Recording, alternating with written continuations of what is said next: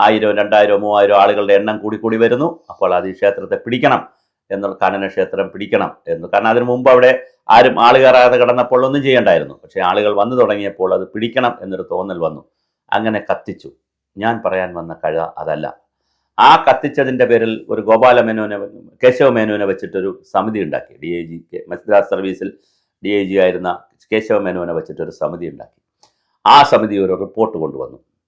ആ report government പൂഴ്ത്തിവെച്ചു. Government അത് പൂഴ്ത്തിവെച്ചപ്പോഴാണ് 57-ലെ തെരഞ്ഞെടുപ്പ് വരുന്നത്. ആർക്കും അറിയാത്ത ചരിത്രങ്ങളാണിതൊക്കെ. ഈ ചരിത്രം ഇങ്ങനെ ഇവിടെ കിടക്കുന്നു. ഇത് പുറത്തു വരണ്ടേ?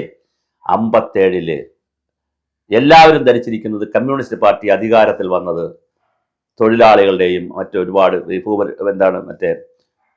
പുന്നപ്രവയലാർ സമരത്തിൻ്റെയും കയ്യൂരിൻ്റെയും കരിവെള്ളൂരിൻ്റെയും സമരത്തിൻ്റെയൊക്കെ ഭാഗമായി വലിയ ആവേശത്തോടുകൂടി കമ്മ്യൂണിസ്റ്റ് പാർട്ടി ഇങ്ങനെ അങ്ങ് അധികാരത്തിൽ വന്നു എന്നാണ്. ഒരിക്കലുമല്ല.